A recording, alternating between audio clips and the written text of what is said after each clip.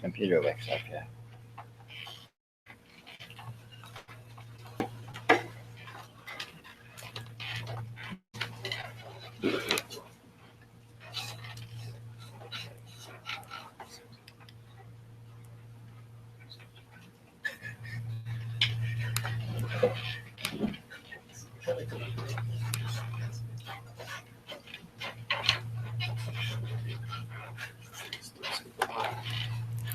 I know. I was just thinking pain was like a sniff. You know, I wasn't even thinking of drinking it.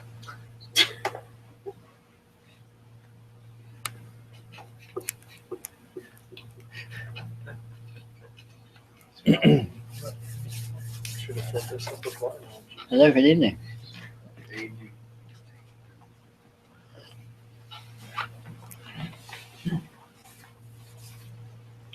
The entirety of spirituality is extremely simple. What this is, what's happening here, is not what you think it is. And all you need to do is discover what it actually is, which is not concealed and is completely explicitly displayed. And it will disprove and effectively remove your erroneous worldview of what you're used to thinking it is. And it happens that what this actually happens to be, is an astounding, inconceivable condition that happens to be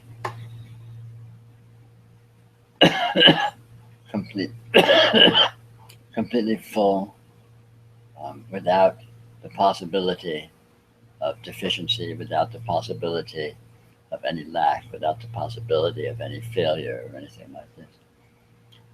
And once you discover that this is actually the case, objectively and explicitly, then, of course, the goal of spirituality is realized, which is extremely simple. I'm sorry.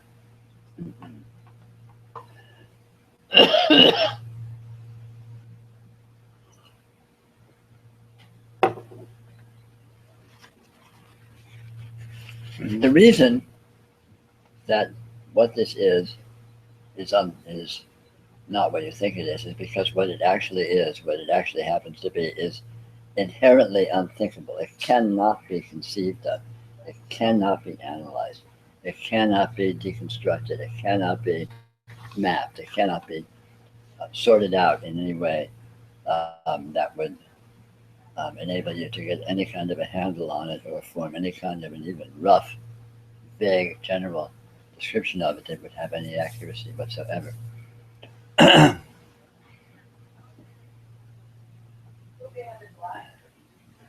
And again, what this is not hidden, it's not concealed. In fact, it's extremely easy to discover the nature of reality. It's extremely easy to notice in very great detail the nature of what this is. The main inhibiting factor is most people think they already know, so we don't look. And the nature of what this is peculiar. It is very much like a Rorschach blot. It will tend to appear to be more or less in accord with the way you look at it, with the way you expect it to be. So it's very easy to hold any arbitrary worldview and look at the world and see that it seems to actually be verified by the circumstances you seem to find yourself in. And this is plainly evident if you look at all the extreme politics and worldviews and religions that are bouncing around these days.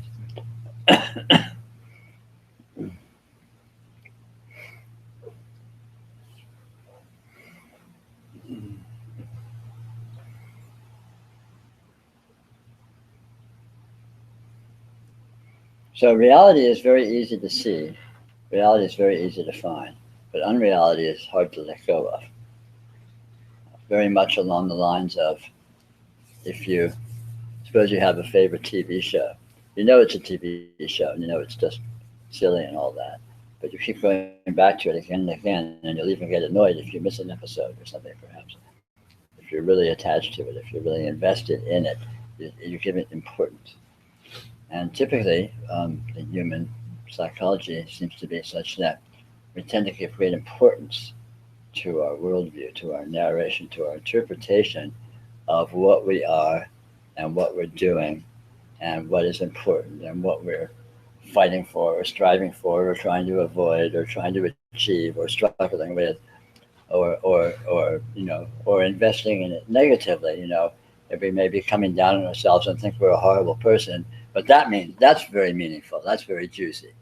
So this inherent psychological orientation of investing great importance in one's interpretive framework, in one's worldview, is the biggest challenge in spirituality. Reality is very easy to see. In fact, everyone already is complete. There's nothing else to see. Unreality doesn't exist. It's impossible to actually find or see unreality. But to recognize the subtle nature of what this is, if one is caught up in investment in one's worldview, can be, as we're all more or less familiar with, a bit of a challenge.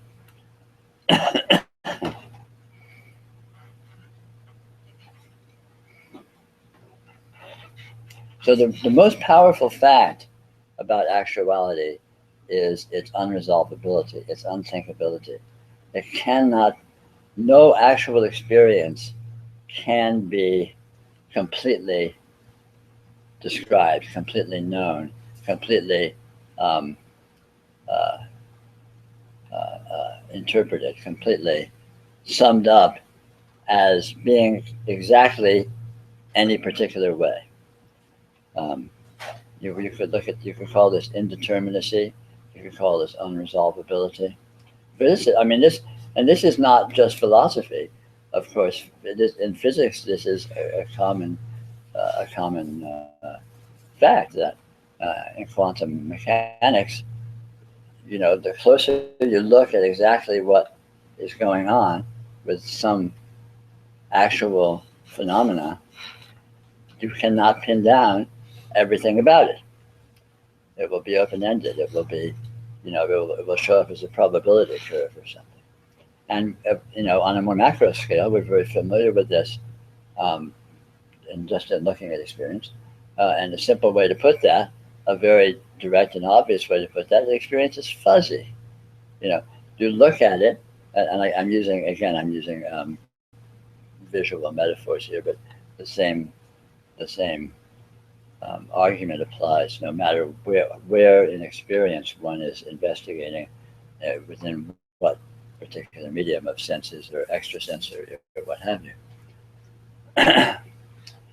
Anything you look at is fuzzy. It will have a barrage, a bombardment of very specific characteristics, but absolutely none of those specific characteristics can be precisely pinned down as to exactly how they are.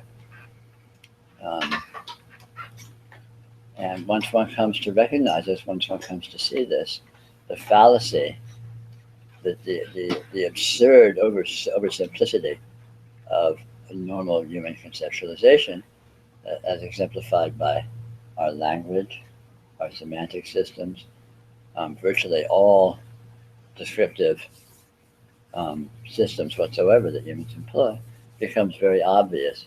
And this disproves and undermines the validity of this and will spontaneously tend to disentangle oneself from investment in that. So a very simple spiritual path, spiritual practice, if you like, is simply to look at your experience and notice that it is infinitely information dense.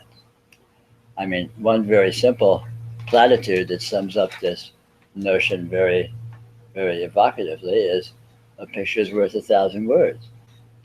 take something, anything you're experiencing, and try to put a caption on it that describes every single thing about it. But you can't. So then you write more. You write a few paragraphs. Does that describe everything? No. So then you write some more. And does that describe everything? And you could go on and writing books, write encyclopedias, fill whole libraries with description of some very simple experience. And you still would not have the experience itself. The experience transcends a description of it. This is completely self-evident. We all know this. It's obvious.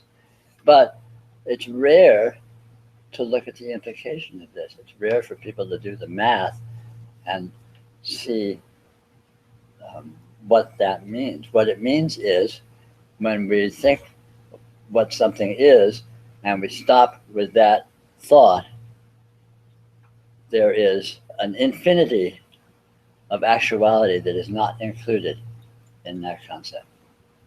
And there's no way to assess how much of that actuality, of that actual quality, of that actual experiential characteristics will deviate from the center of gravity of what you're indicating it to be or holding it to be.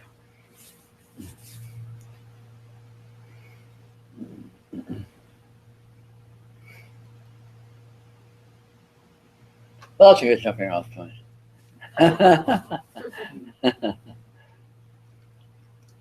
I'd be glad to discuss any issues that may occur to you.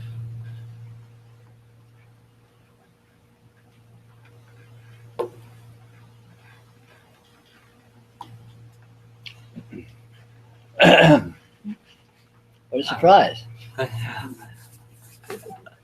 Well, just a question popped up in my Sure. mind. So last week I did some drugs, and I did San Pedro cactus, right? And then I went walking around the town and noticing things and listening to some audio tapes or audio files from you, and was sort of noticing people's energies, right? And yeah, I felt like I could notice a lot of things about them and just notice how I felt attracted or not, varying degrees and so on. And so I called up Jeff in the middle of this, and I was talking to him, and I don't know, I think it was saying something about like noticing attraction that I felt or whatever towards some people, and then he mentioned that, like, he sort of pointed me to like that feeling of desiring, right? That already was a sort of fullness in itself, right? That it was an energetic presence, right? Sure. And I somehow I got that, right?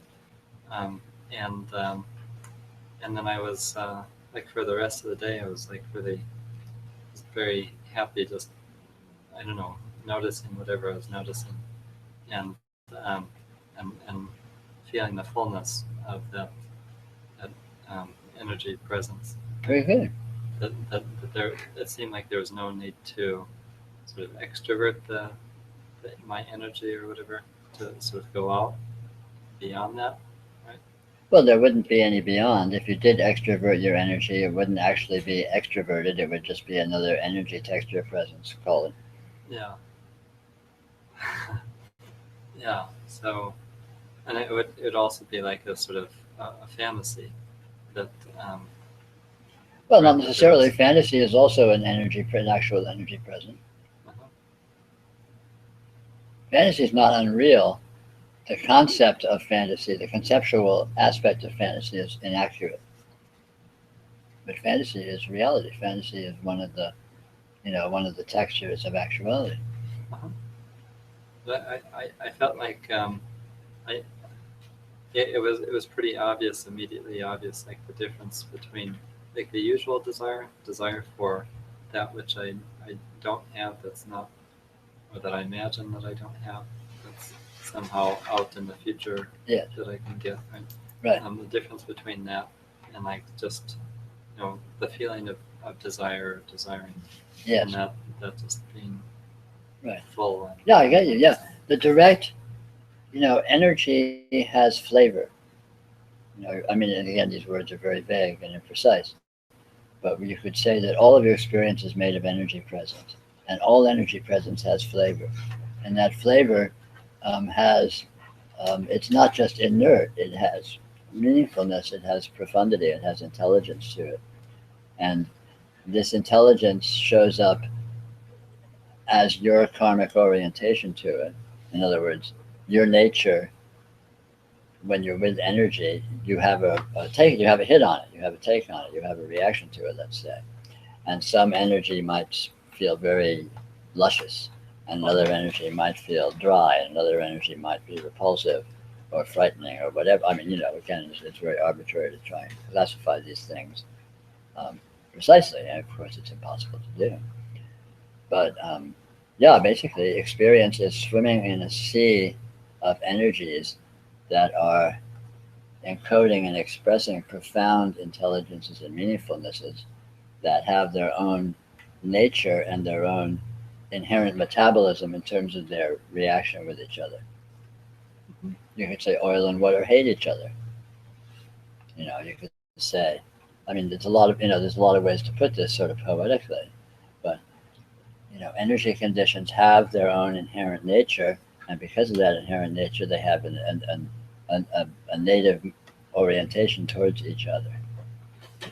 Some energies attract, some energies repel, some energies are neutral, and all that. And this is, just talking about it in terms of attraction and repulsion. There's, of course, infinite other axes of qualitative orientation that, different degrees of energy systems could evince towards each other. And of course, this is explicit in experience. And something like San Pedro, again, makes this more obvious, makes it more palpable. Although, in fact, it's happening all the time, because there's nothing else happening. And as you say, if you go into a more elaborated orientation towards something of, scheming or planning or something in the future or something where you want to, possess something and all of this, that is moving into the realm of fantasy, which again is actual. But the fantasy itself is just an elaboration, an energetic elaboration of the inherent flavor of the original stimulus. It's only if you buy into the fantasy as being relevant or accurate that you're lost, so to speak. In other words, for the purposes of yoga, being with direct energy presence is yoga. Being clearly with direct energy presence is yoga. It's called experiential energy presence. And again, these words are very vague, so don't worry about it. And fantasy is also direct energy presence. And elaborate, mental, logical constructions are also direct energy presence. So, but being with them as that is yoga. But being with them as valid in their own right in terms of their semantic content, in other words, falling for your own bullshit, following your own storyline and assuming it's relevant and something that you're trying to orient to, that is where the trouble comes in.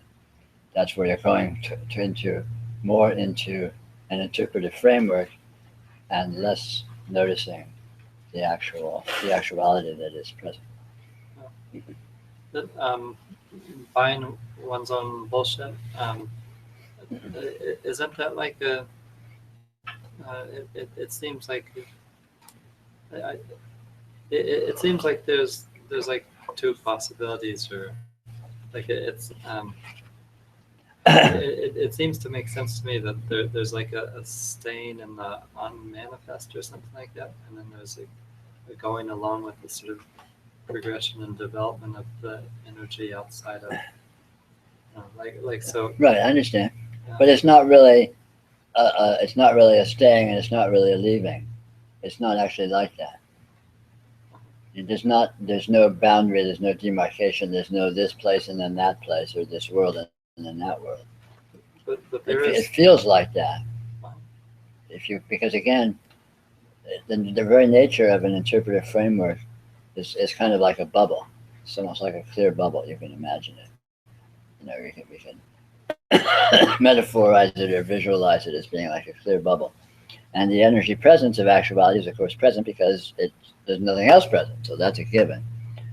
But, buoyed up by these kind of semantic elaborations and interpretations, there can seem to be this bubble that all of a sudden you can seem to be in the bubble, which can seem like a very different world than the world out of the bubble. That famous, I think it's a forgery actually, or phony, but that famous pseudo-medieval woodcut of the guy poking his head, the alchemist is poking his head through the sky and he's seeing all these wheels and gears and stuff. You know that one? Yeah, I'll show it to you sometime. Anyway, that illustrates very, very precisely the kind of thing I'm talking about. Because into these worldviews, these interpretive frameworks kind of subjectively feel like a bubble. They feel like a world that you are in.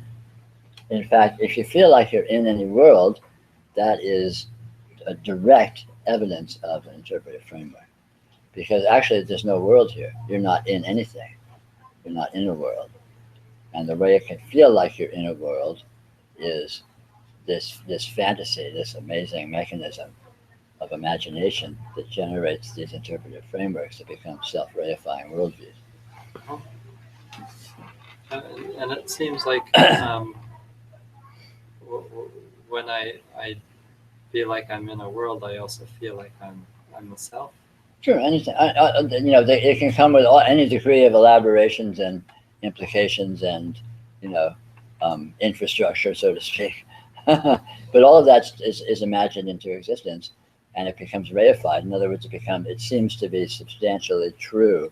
It seems to become palpably true through the basically hypnotic mechanism. The mind is very obliging. If it gets an idea or a seed suggestion, it tries to actualize what that would be like. And these interpretive frameworks are just an extreme degree of that. And there's nothing wrong with interpretive frameworks. The problem isn't to try and stop them or even to get out of them because you're not actually in them. The only thing is to see them. Doesn't matter what you do or don't do. That's not the point. The point is to see. Yeah. See what it is. You have absolute freedom to do anything in any way whatsoever that you seem to find yourself doing. So with that experience, I felt like I realized something, but it wasn't self-realization, and then like the. Well, it was self-realization. But if you then go back to, so to speak, an interpretive framework where you're looking at that experience from the interpretive framework as if that was then over there and this is now here and they're different, that's not realization. Yeah. That's also like it could be realization if you see what it is, even without leaving the interpretive framework. But the not seeing is what makes it not realization. Realization is not some achievement of some magical goal. Realization simply means realizing what this actually is, realizing what you actually are. Realization is just a simple English word. It's not the glorious title of some inconceivable condition. And so the next day when I woke up and I felt like the energy presences that I was experiencing the previous day were no longer as present and as full, right, and as enjoyable. Right? Then I had to basically sit back into an interpretive framework. Possibly, yes, not necessarily, because energy flavors are kind of like music. They can be turned up, they can be turned down, they can be fast, they can be slow, they can be, boring, they can be in your face and very exciting or terrifying or whatever.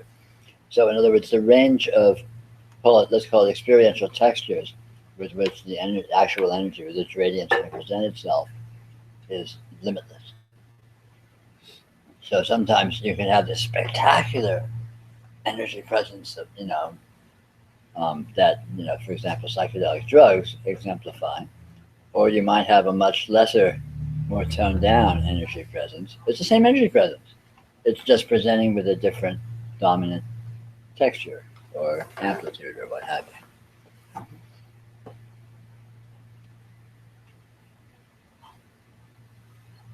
The point is to see the sameness. Everything's the same.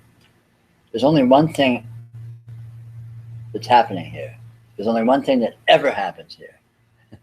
There's only one thing that ever has happened here. And it's eternal. It has never not been happening. And the point, that's what to realize. But it's a strange one thing because it looks infinitely variable. But it isn't. It just looks that way. It's like a dream. When you dream, there's only one thing there, dreaming. But a dream can look like anything. So if you get sucked into the dream gullibly and believe it in terms of your narration, of your interpretation of what it is, then dreams seem very, very different. But when you see that all that's present is dreaming, dreams are always exactly the same. And then when you see what dreaming is, then you see what sleep is, and sleeping is actually exactly the same as dreaming. And waking is exactly the same as both of those. And that's what realization looks like. You can say realization is the most boring condition possible. But that would be a lie. Because it's actually a lot of fun.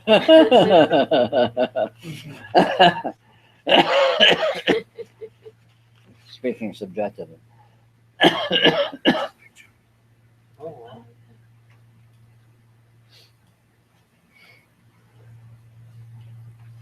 Did you wanna? Oh yeah, that's the one I was talking about. Oh wow. Remember, you've seen that before? It's very famous. I've never seen that. It shows up in all kinds of, I'm sure it's in the public domain. It shows up in all kinds of books and magazines and what have you, talking about metaphysics and spirituality and various things. But it's a very evocative image. But see, that image, you zoomed in probably a little too much. Zoom out a bit so you get the whole picture.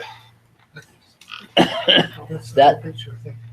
Oh, yeah, anyway, but that picture shows what interpretive frameworks are like.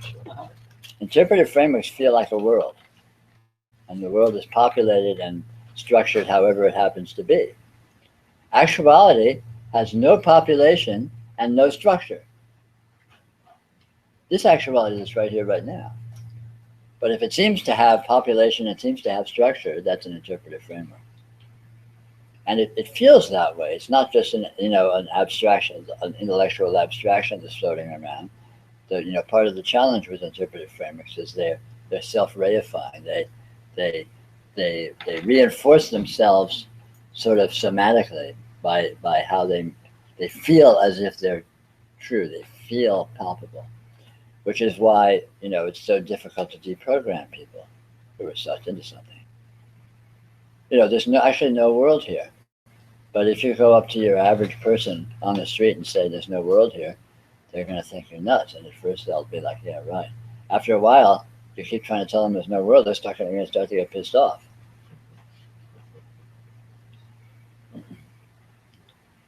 Because it feels like there's a world. How can you tell me there's no world? You're an asshole. You're an idiot. You're stupid. You're crazy.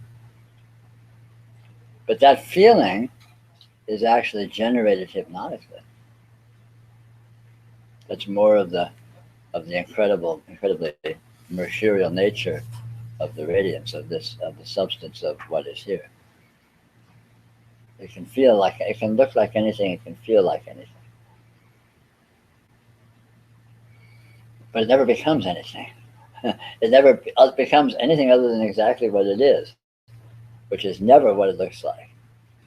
And what it actually looks like cannot be seen, except that it looks like everything. So you're always seeing it. It's very paradoxical. It's silly to try and talk about actually, since it can't be talk about. But it's fun.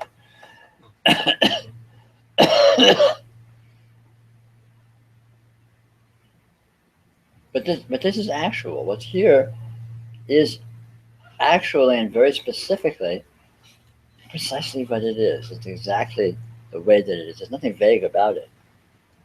And so this is discoverable. It's amenable to investigation. You can look at it, you can study it, you can explore it. And if you do so, you will come to see more and more clearly what it is, because it's not hidden. The only thing that it's hidden behind is its own strangeness, its own slipperiness, on the one hand. And on the other hand is people's addiction to their interpretive frameworks, which typically is held unconsciously. So people don't know that these interpretive frameworks exist in their mind. They think they're objective. For example, right now, you are the sole inhabitant of your experience. There's no one else here. There never has been. There never will be. But you might feel like these other people are here just as much as you are. You know, and that may be more than just a notion. That may have like a feeling to it. I mean, it seems it has sort of its own momentum or its own, I don't know what. But it's complete fabrication. There's no one here but you in your experience. There's only one consciousness in your experience, in your entire universe, and everything and everyone appears in that experience for your pleasure, for your enjoyment, for your experiencing. And you're the only one experiencing it. No one else is looking at your experience. No one else can see your universe. As far as you know, there is no one else. I mean, that's completely obvious. And yet, does it feel like that? If you realized it would feel like that.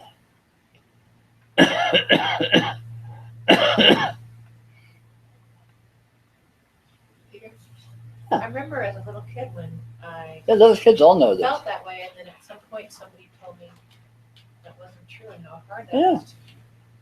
No, this is all. I mean, it's so bizarre because all of this subtlety and this astounding, amazing condition is completely self-evident to very small children.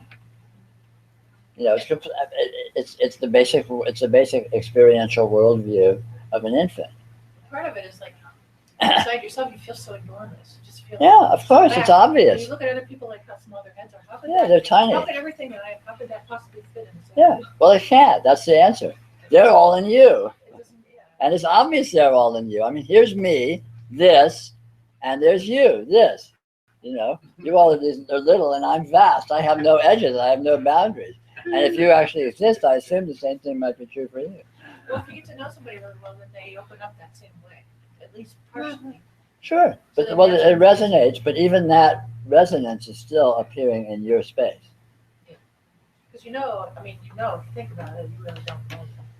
Even though Exactly. you know And well. and this, it's important to understand, this is not about invalidating other people or invalidating the meaningfulness of other presences that appear in your experience. On the contrary, the presences, call them energy patterns, can be infinitely profound and meaningful and vital and relevant to your own process, relevant to your karma.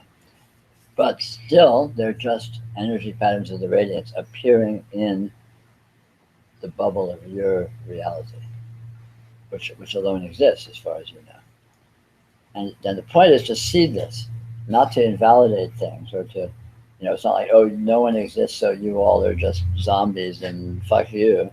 I mean, that's not the point. You can have that stance if you want, but you don't have to. I mean, a lot of people have that stance, even if they're not realized. Many politicians come to mind.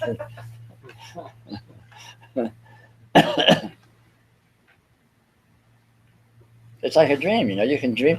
When you dream, there's no one there in the dream but you, obviously. You wake up and that's self-evident. But you can have very profound, very intricate, very deep interrelationships with people and beings and situations in your dreams. And that those aren't invalidated. Those are as profound and meaningful as they are. Infinitely profound and infinitely meaningful. but that doesn't make them what you think they are.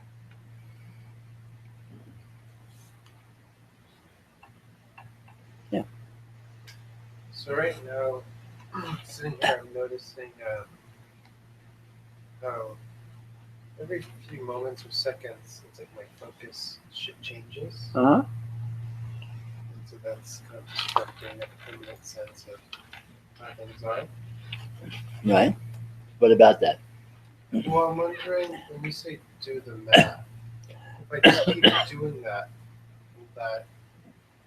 is that doing the math, or is there some... When you shift, just keep doing what? Specifically? Well, Noticing the shifting of your focus? yeah, and how perceptions just keep... Yeah, absolutely. That's just... It's good noticing. Focus or perception is absolutely inconstant.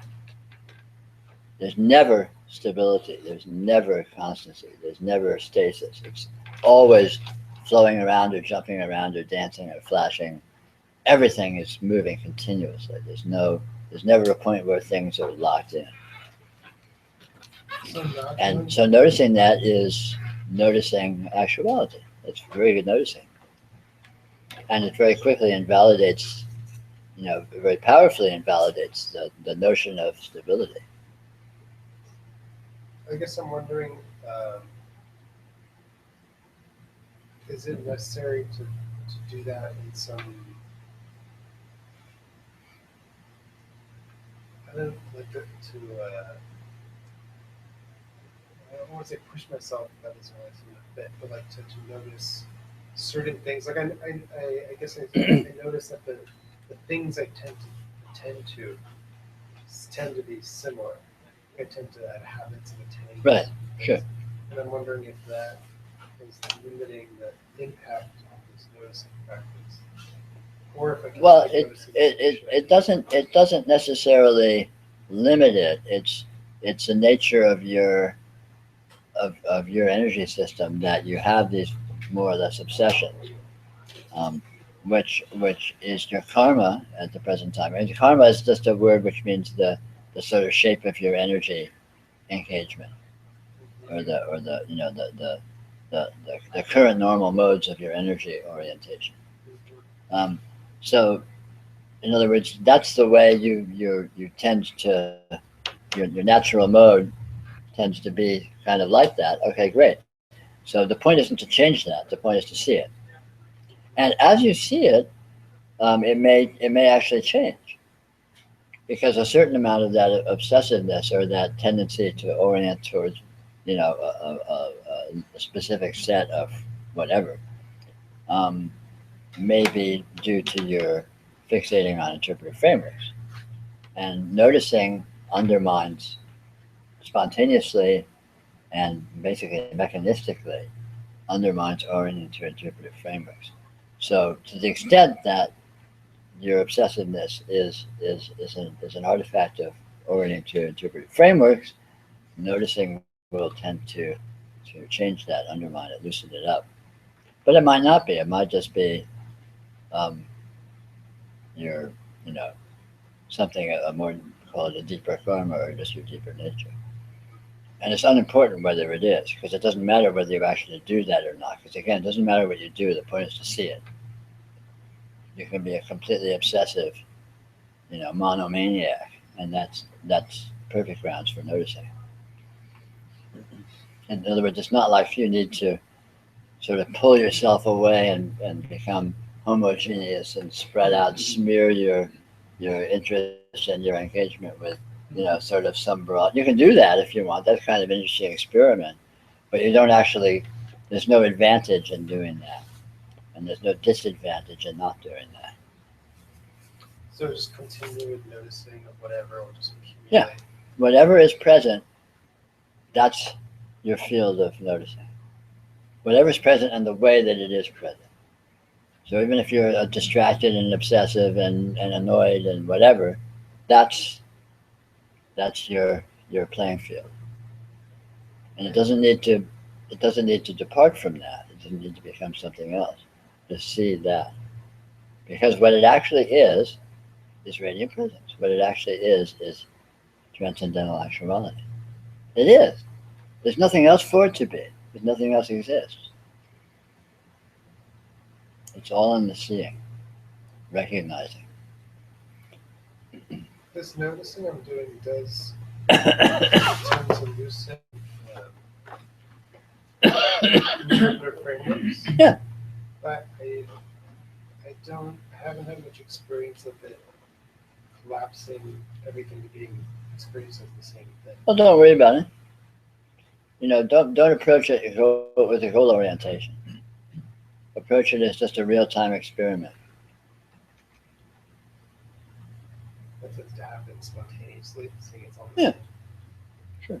And if you do tend to approach it as a goal orientation, that doesn't matter either. But don't expect it to actually be like that. One thing, one thing that you will absolutely find across the board in yoga is you will always be very, very surprised by what happens. It will never be what you expected. Never. It's always surprising. Realization is the most surprising thing of all. There's no way to expect what it is or know what it's like or anything like that. It's absolutely impossible.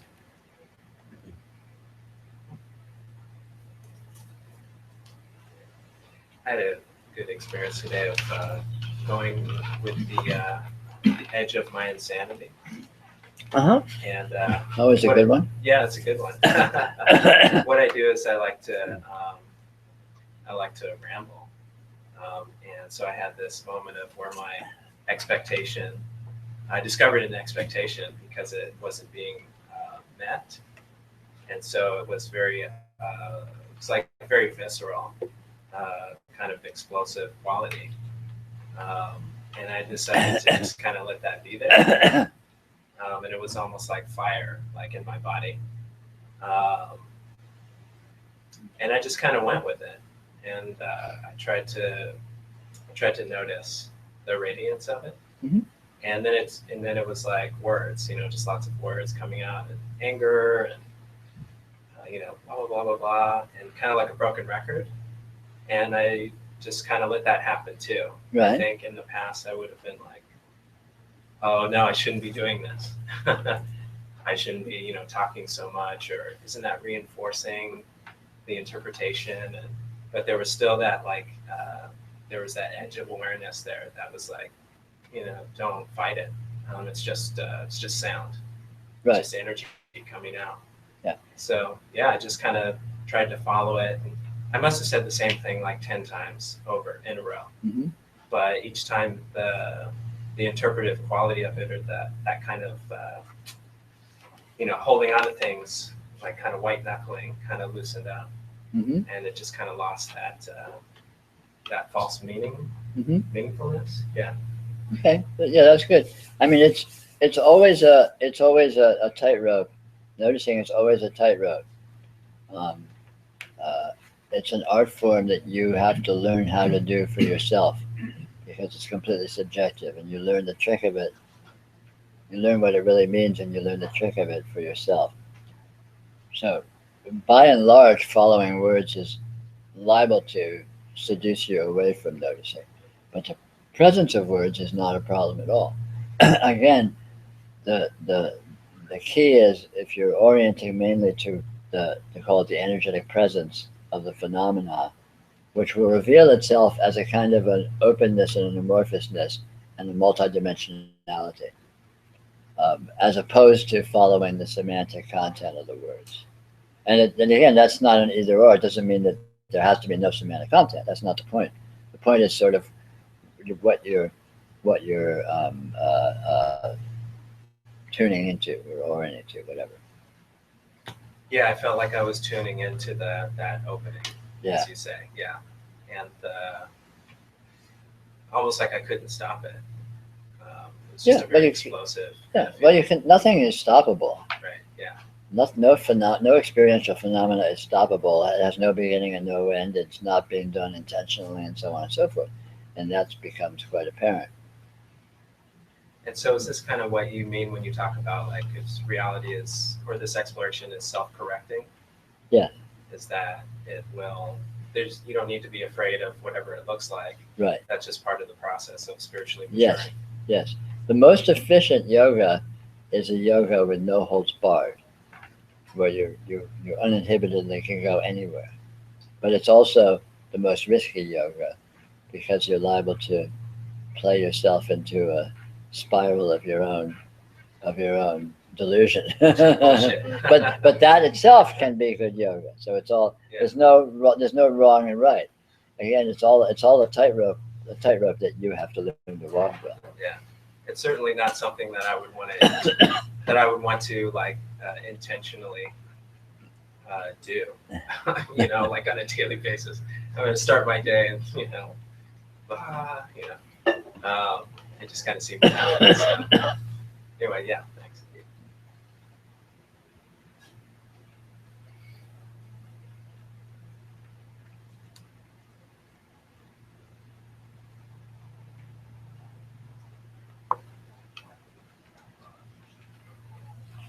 I also had a question about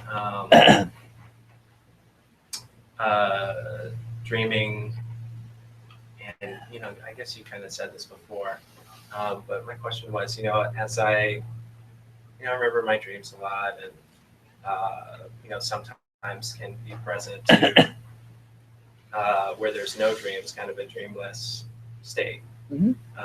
And a couple times I've gone through the night where there's no lapse in, I guess what we would call memory. It's Right. kind of straight through. I feel like that could be a trap, like that there's some kind of importance to being able to perceive things that way. Well, any kind of importance is definitely a trap. Nothing has any importance, or you can say nothing has any more importance than anything else, or any less.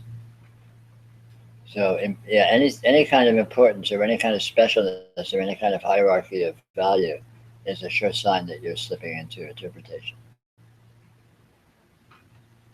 And this like lapse of memory that has nothing to do with realization, or it could be Say that again. Lapse of kind of a lack of lapse of memory. lack of lapse. Maybe yes, maybe no. Find out. When you get to the point where you can answer that question for yourself with absolute authority, then you don't need to answer it. Okay. It does seem to. It feels like it's part of the unfoldment process. Well, sure. Yeah. I mean, everything. Everything is, yeah. There's nothing but unfoldment. The only issue is efficiency.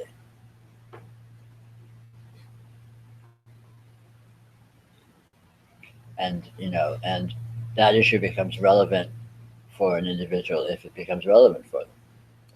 And then they may start applying themselves to things or come to meetings like this or whatever it is that you find yourself doing, which is a symptom and potentially a process of trying to be more efficient with the spontaneous process of unfoldment.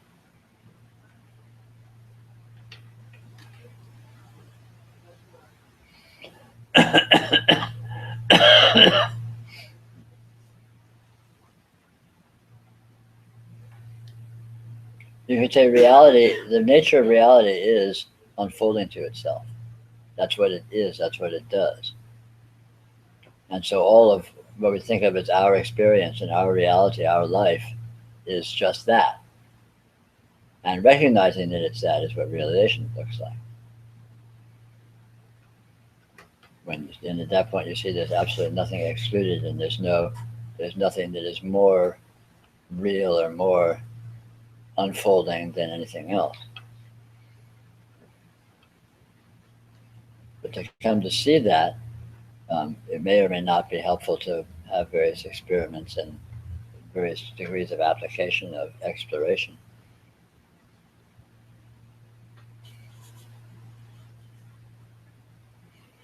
How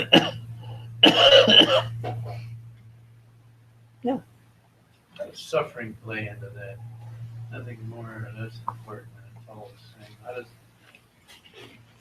does suffering appear Yeah, well, I mean, suffering is of course, you know, it's a major issue. It's a sticking point, um, and as with everything else, the sort of the tipping point of it is this whole issue of interpretation.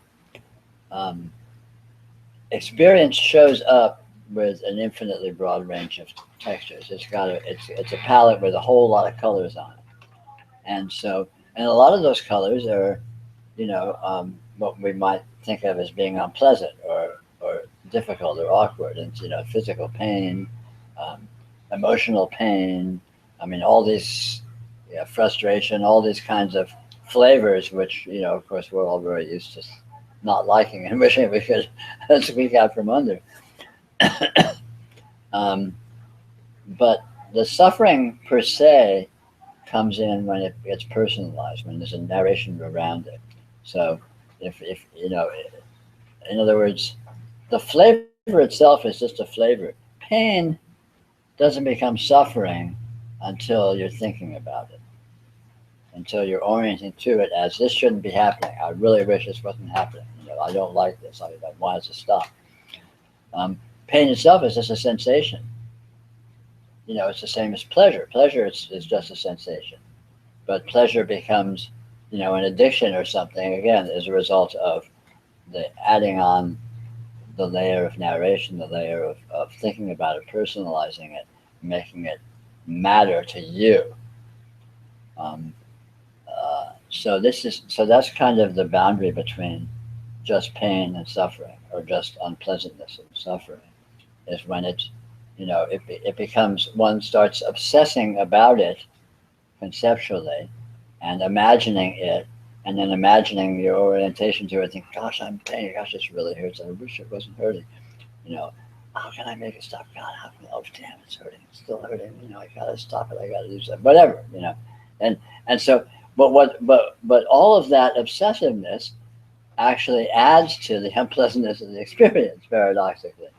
You know, people who have experienced, you know, unavoidable pain, say physical pain, you break a bone or something, I don't know what, you know, you kind of learn ways of just being with it, just as a sensation, and you maybe you don't like it, maybe you wish it wasn't there, but it's not necessarily something. Or again, you can go into this whole, you know, woe is me kind of thing, which magnifies it and turns it into a major disaster, and that increases and basically generates suffering. So that's sort of the the boundary between suffering versus pain, or suffering versus unpleasantness. Then just pain. Then, if everything is equal and unimportant, is how do we react to pain?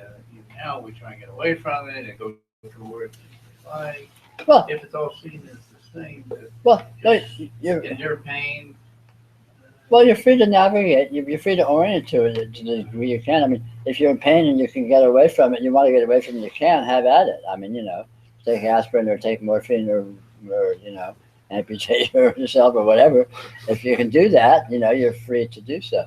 And the same with, I mean, we in our lives we orient to all sorts of experiential qualities all the time, and you know, we're attracted to some things, we're repelled by some things, and we're free to try to actualize that. We're free to dance with that. We're free to try and go after what we find beautiful or pleasurable or enjoyable.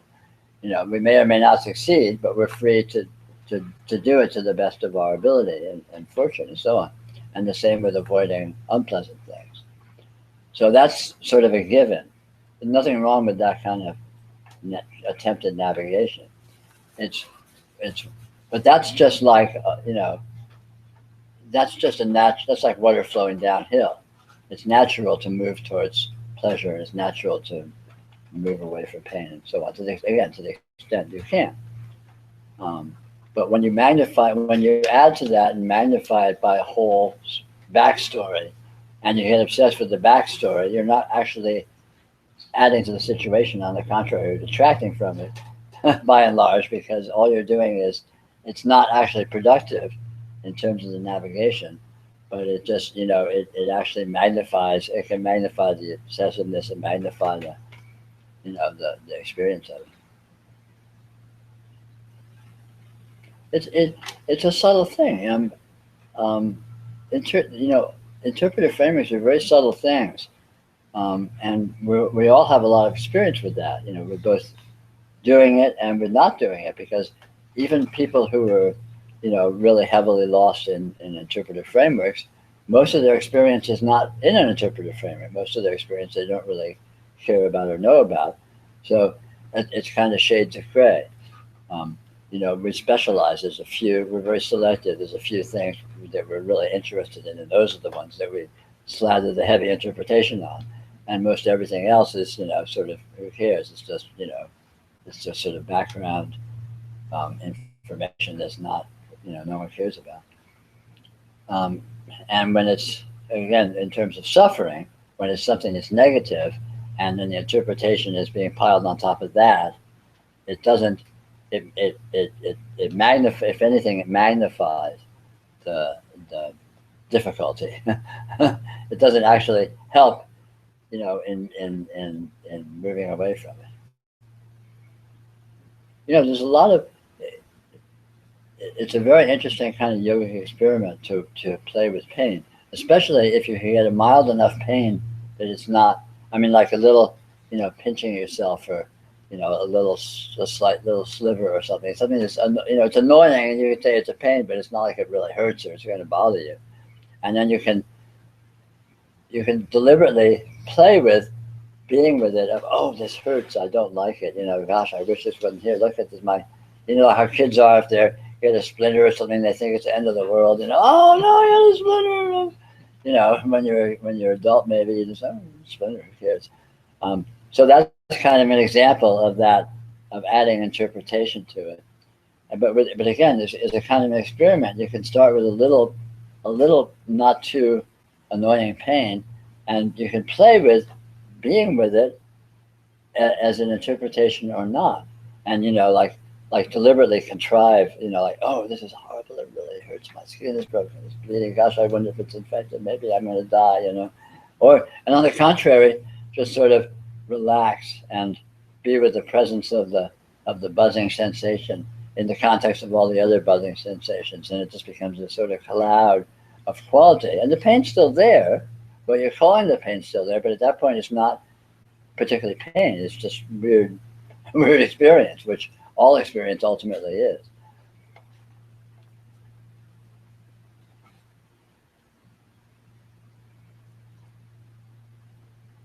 So you suggested before just looking at a blank wall, and yeah, that's a really good one. Yeah, so sometimes I'll do that, and I'll notice the different textures of the wall changing, and yeah, and but I can do that with anything, right? So like recently I've been focusing on just breathing and sensations in the belly, right? And so that's the same sort of thing. I just notice if you're doing it well. If you're doing it well, there's no more belly and no more breathing. Yeah. Nothing goes away, but it being a belly and being breathing becomes less and less relevant, and eventually it just disappears entirely. And it's just textures. Yeah, textures. Experience is made of textures. That's all that is actually here, is energy textures. And then there's I think the temptation for me is like, if I feel something that feels like it's dense or out of whack or something, then there's a temptation to try to do something about that, right? And try to de-densify it or relax it, or right. But that's unproductive, or well, it's liable to be. You can, but again, you can explore that and play with it. Look at it. Look at it. Look at doing it. Look at trying to not do it. Look at noticing that it's there, and noticing that there's a motivation to try and do it, and then not caring about that fact. I mean, one of the most powerful tools of noticing is kind of, you might think of it as backing up a step until you get to neutrality.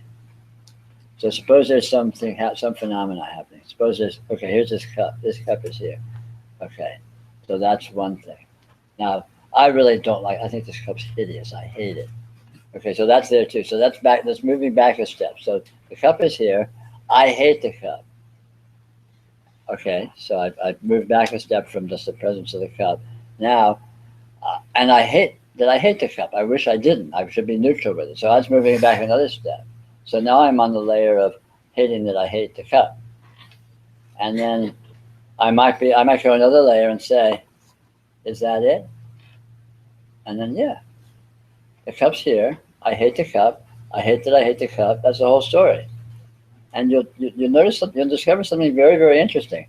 When you get to that point of that's the whole story, you're in neutrality. The hating the cup's there still. The hating the cup's there still. The cup's there still. But you're not oriented towards. You're just like, that's just there, and you're here. You're not here hating the cup, or not here hating that you hate the cup. You aren't stifling that or squelching it. You're just backing up until you get to a point. Suppose there's a few more layers.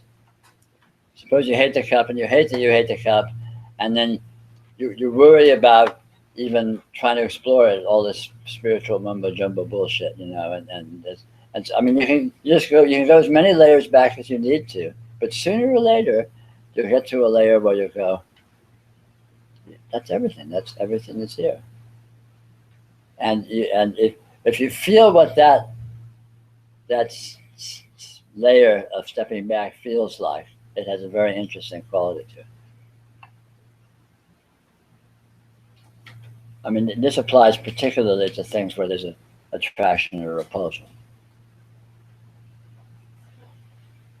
I'm curious, I don't know how to form the question, but about choices and decisions. Mhm. Are we just moving without the narrative or the framework? Are you just moving spontaneously? Well, Can you speak on everything's that? spontaneous. Even the narrative is spontaneous. Choices, How are choices made? they just show up. Apparent choices show up. Apparent motivations to be with them one way or another shows up. Because that would And feel then to you- me that- like a narrative. Huh? When the motivation shows up, it would feel like a framework to me. Well, you may have a narrative about it, but that's a separate thing from the motivation itself. Motivation is just a spontaneous energy presence. It's like a tide. It's like a wave coming in on the beach. The wave it just comes in. It just shows up mysteriously. If there's a motivation, I mean, you didn't decide to have the motivation before it was there. Right. And even if you did, you didn't decide to have the motivation. Again, you can kind of back up a step, and eventually you get to a place where that was nothing like that was on the horizon. All of a sudden, something showed up. Right. And motivations are like that, but everything's like that. Everything The more you happens speak, spontaneously. The more I feel like there's nothing to do. There's nothing that I would do. Well, there's nothing to do, but doing is not removed. Right. Just calling it doing is partializing something that's mysterious and inscrutable. And the point is to see how weird it is, rather than worrying about whether you're doing it or not. You're doing as much as you ever did. Nothing's erased or taken away. It's just not what you're used to thinking of it as.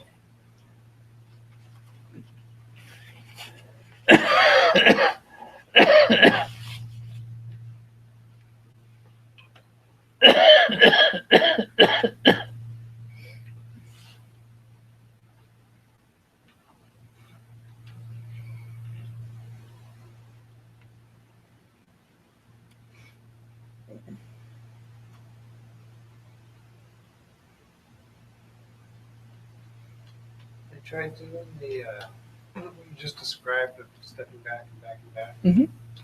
Which I kind of experienced it as just noticing the next thing and the next thing and the next thing. Yeah, uh-huh. And it took a while, but eventually I came to a brief kind of spaciousness, reality. Uh-huh. I noticed that the mind was still searching for something. But the mind searching is just another phenomenon. That's not relevant. When you step back and you find neutrality, then the mind is searching. So that's a new phenomenon. So what do you feel about the mind searching? I think the mind shouldn't be searching. Or I wonder if it should be. you know. And I don't like that. I wonder about it. Again, so you didn't stepping back again from that. Well, I noticed one thing about that searching quality Mm-hmm. was that it's sort of like the mind wanting to put on blinders because Right. it's like looking for something rather than. Yes, the mind wants to resolve, and it can't because nothing is resolvable. So it ignores that and says, "Fuck it, I'm going to resolve it anyway." Even though I can't resolve it, that's not going to let that get in the way. I'm going to pretend I can and just do it anyway. And all of a sudden, you live in a world where you know where everything is. I mean, this is normal human psychology. People forget the fact that they're clueless, completely and utterly clueless. No one knows anything. That's the fact, and in fact, everyone knows that fact, and everyone's in inner secret dread of that fact, and everyone comes up with all this bravado and pretense of having it together and knowing what they're doing and being all glib and articulate, but it's a scam. You know, the mind scams itself and tries to scam what it thinks of as everyone else by pretending to have resolution, by pretending to know what something is. Can't happen. And even that pretense is cool. It's not like you need to not do that. Just see what it is. That felt like efficient yoga because I described before. I was noticing all these little changes in perception, Mhm. and when each time I kind of took a moment to kind of tag, like, okay, this is the overarching partialized feel, and one to the next. Mhm. It seemed to have clarity to noticing.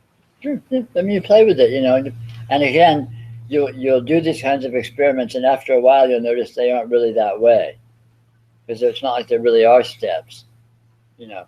But again, so this is kind of a simulation, an inaccuracy that you use to set up a sort of a contrived experiment that is valuable, not because it's true, it's because things are actually that way, but because it becomes a vehicle for exploration, a vehicle for discovery. That sort of noting practice. Yeah. That described. Yeah, sure.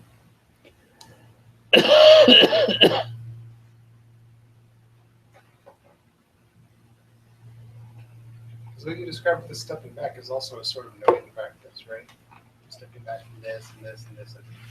Yeah, you could say that. It doesn't matter how you qualify it. The point is to do it and explore it.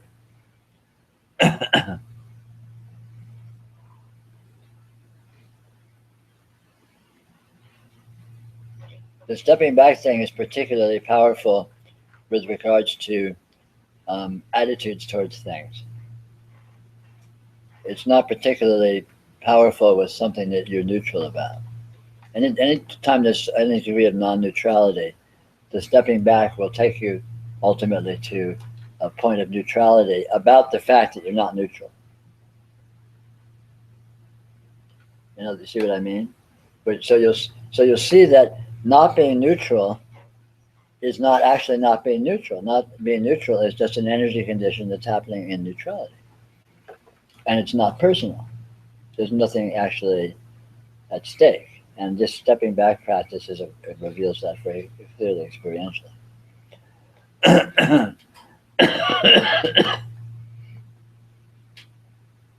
It's more a psychological game than anything, but it's actually potentially useful.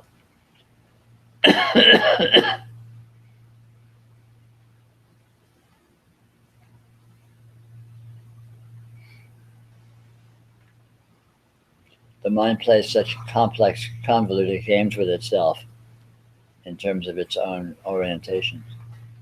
And so that sort of lays all that bare.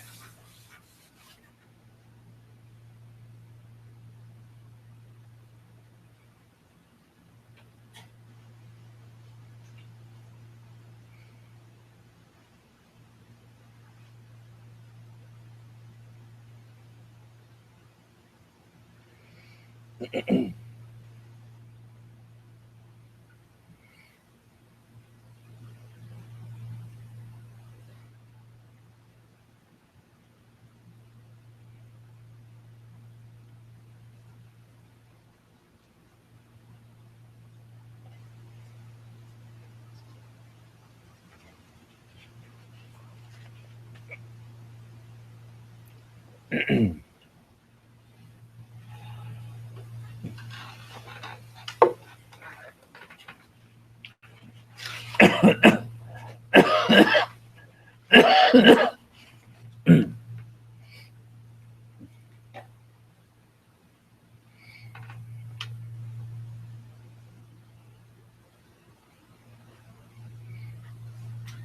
feel like my sense of I is kind of being taken over. Yeah, sense of I is, excuse me. If you play with it a bit, you discover it's very tenuous and very flexible. It's sort of provisional. It's not, people that don't really look at it, I seems to be a really solid, clear thing. But when you begin to play with it, you discover it's sort of vague and squishy and all over the place.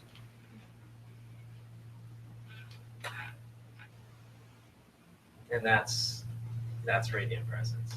Yeah, of course. I is just another flavor that radiance can show up in. And like all flavors that radiance shows up in, it's indeterminate. You can't pin down what it is. So it's there, it's not nothing, yeah. But there's not really an it that you can find or pin down or isolate.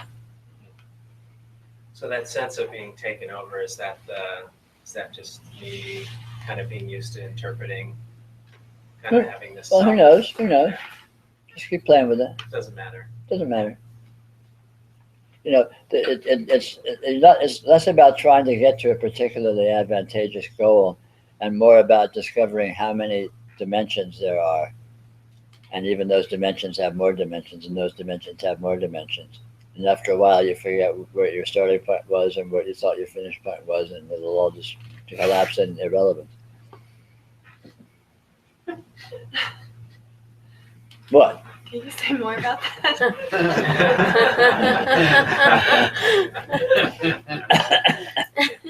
Well, again, we think we know, we think we have some idea that things are, what the things are a certain way. Anything, but in any degree of specificity or breadth or anything. And the more you look at, the more you play with and explore and sort of poke at, your experience of anything that seems to be a certain way, the more you'll discover it's there. It's not nothing, but it has other dimensions that you're not used to thinking of it. If you're used to thinking of it very rigidly as being a certain way, it's actually a lot more broad and multidimensional and flexible than that. And you poke at it and experiment some more, and it gets even broader and more multidimensional. And after a while, there's nothing to orient to. Nothing gets canceled out, but there's no it there. There's just all of this. Any point of focus just becomes an arbitrary point of focus in an infinite dimensionality that all sort of comes with. So nothing is canceled out or erased, but there's no anything there, because every anything turns out to be, you can't pin it down. Which is, that's kind of what I started with tonight. Is language and semantic construct and using symbols to try and indicate reality as a pretense that you can know what things are. And the very nature of what is here is not like that. It cannot be determined. It cannot be resolved. And when you see that, then that really undermines the whole, just the seeming validity of all the certainty and knowing thinking we know what things are, which is the mechanism we use, which is the mechanism the mind uses to build a prison of the circumstances that you feel stuck in, which aren't actually there. There are no circumstances and there is no stuckness. It can't happen. There's no such thing. And so coming to see that that's true obviously undermines being stuck in circumstances, which is, in one guise or another, is a spiritual problem.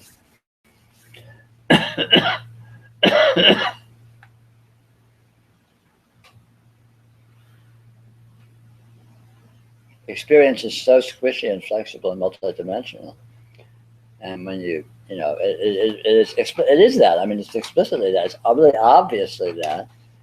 And when you let yourself play with that and really explicitly notice that, then I mean, you know, you're the part of your mind that's trying to pin things down just you know, becomes like a fart in a hurricane. It just doesn't. It's a non-event. It may still be there, but it's not like really accomplishing much. It's a spiritual term. I don't know the Sanskrit for fart in a hurricane. I'm sure. Or the Tibetan. Tibetans probably have a more colorful way of putting it.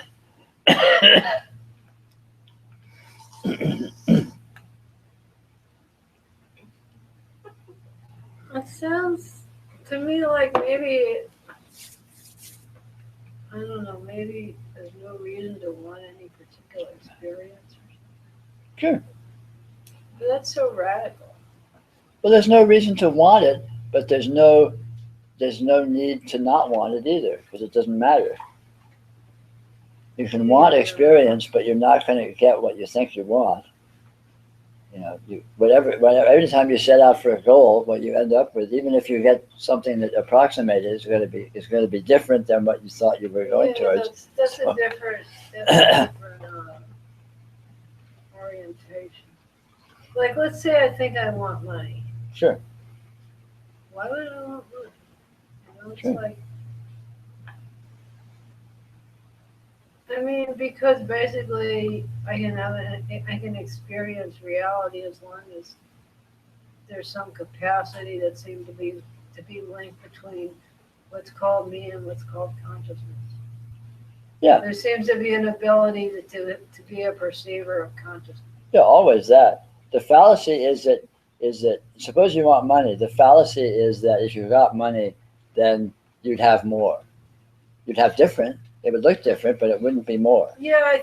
If you have no money, experience is no.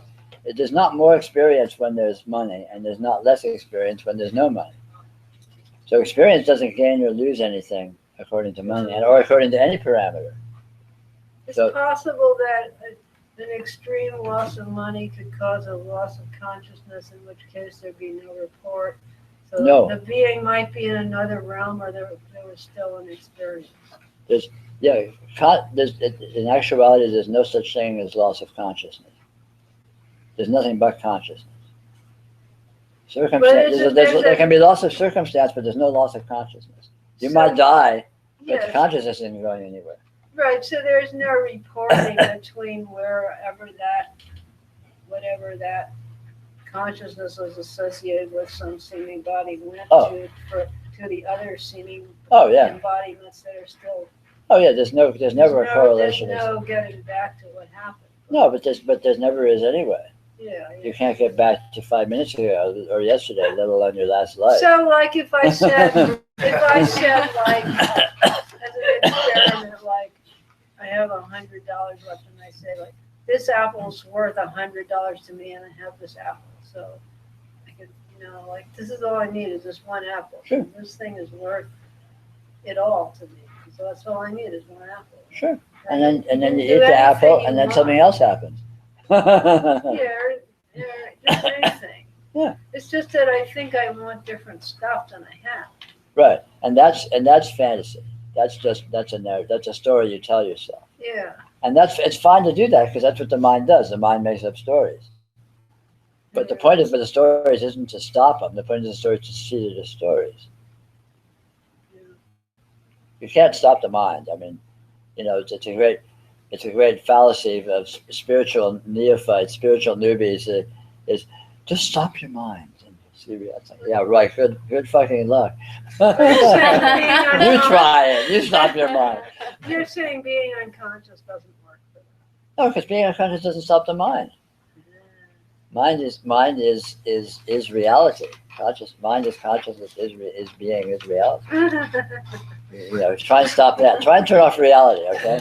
I want to see someone do that. That would impress the hell out of me.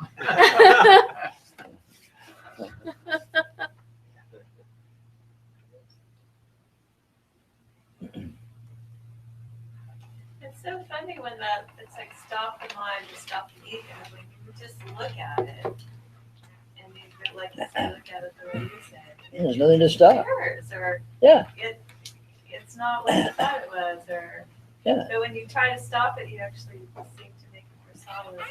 Yeah. Your definition. Because trying to stop it is ultimately a game that's being played with interpretations. Because you can't actually stop or start anything. And you can't actually try or not try anything. It's all just this unending spontaneous energy weirdness that shows up. And so as soon as you're playing that kind of game with yourself, then the very fact that you've departed from reality and entered this world of naming, there's a mind and there's a stopping and there's a starting and there's a trying, and so because you've created those, they're completely solid. You can't challenge them because you're not looking at what they really are, which is not that. And if you were looking at what they really are, you can't play that game anymore because the game pieces are gone. If you look at what's actually here and you see there's no trying and no stopping and no starting and no mind, how can you possibly play that game?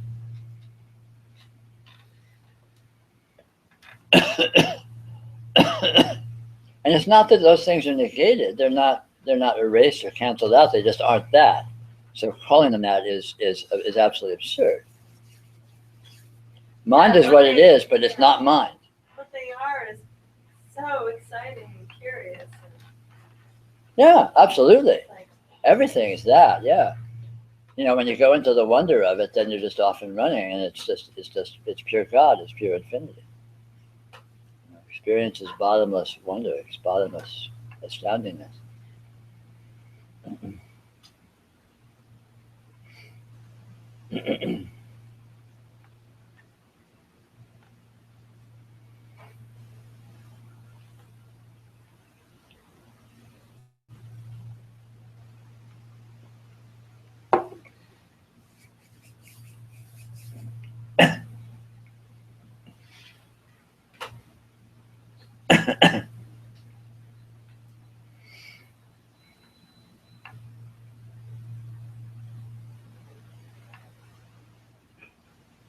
Seems like if everything's the same, there's a loss of meaning.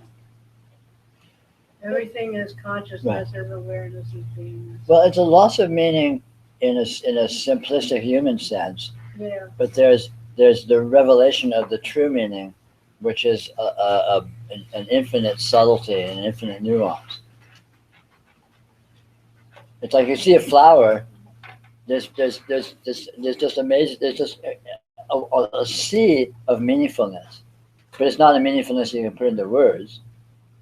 So it's not a human. It's not a human meaningfulness, and all experience is like that. I'd probably call it a sea of feeling more than a sea of meaning. That's fine. Feeling is just what meaning looks like from a certain perspective. How it looks like. That's the real meaning. The meaning of reality is more like a feeling than it is like a description.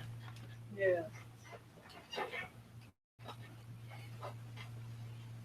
But it's intelligent.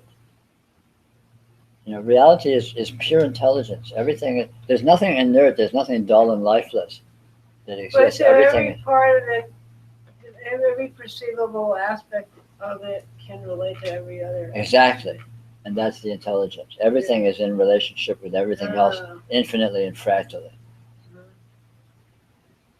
And that is the meaningfulness right there. And you can't describe it or even think it, but it's sure obvious. I mean, you dance with it, you feel it, you are it. You know. Okay.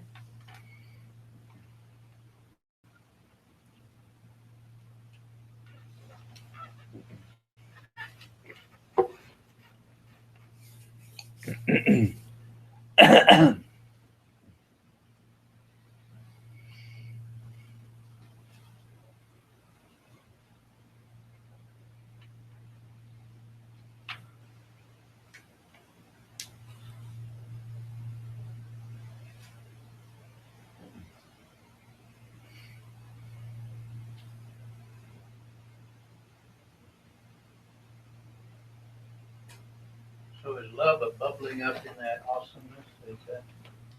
Yeah, love is the very nature of the awesomeness.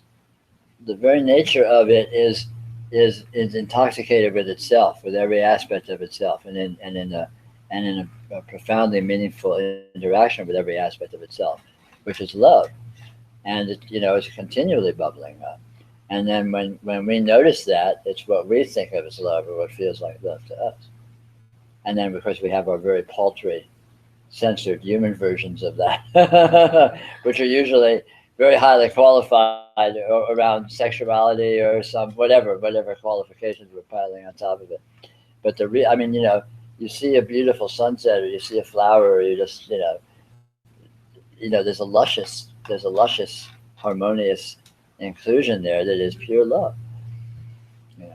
But calling it love is liable to be confusing, just because as humans, that's such a loaded word for us. And we contrast it, love is, and then there's hate or not love or all this other stuff. And, all of a sudden you have light and dark. And again, it's just endlessly confusing. Because the harmony of actuality with itself, which is the true love, has no opposite. It's not good, but then there's some bad over here. There's no dark side. George Lucas got that wrong. The Force does not have a dark side. The Force has an infinite range of flavors, but it does not have a dark side.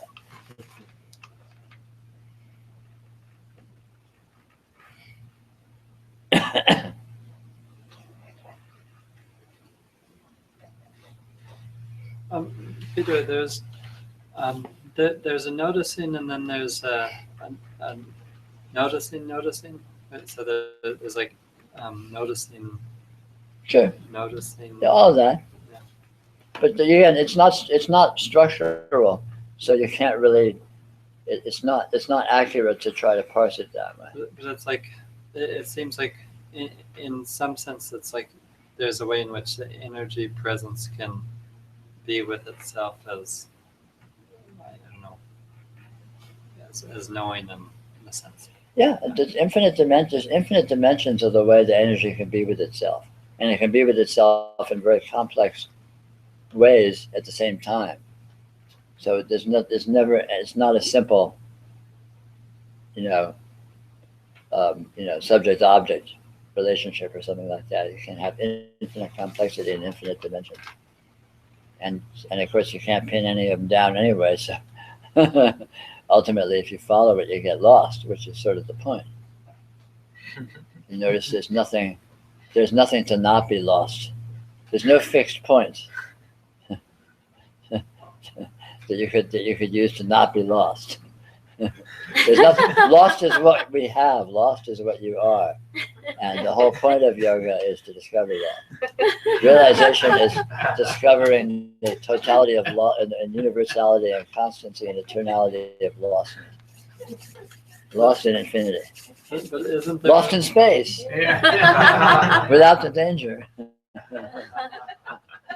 Isn't there a finding in terms of just the energy presence just being present with itself? Or The energy recognizes itself, and that's what is yoga. That's what noticing is.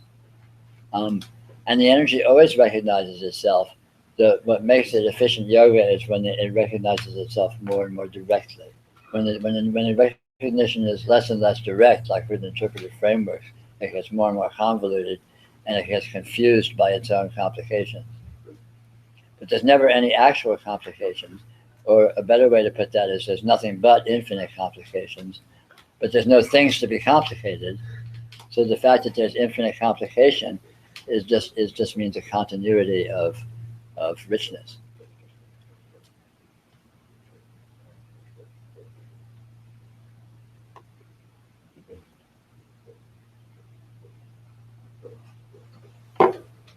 And that's a good soundbite to close on. Thank you all for being with me tonight. Thank you. If you haven't already, there's a basket here for your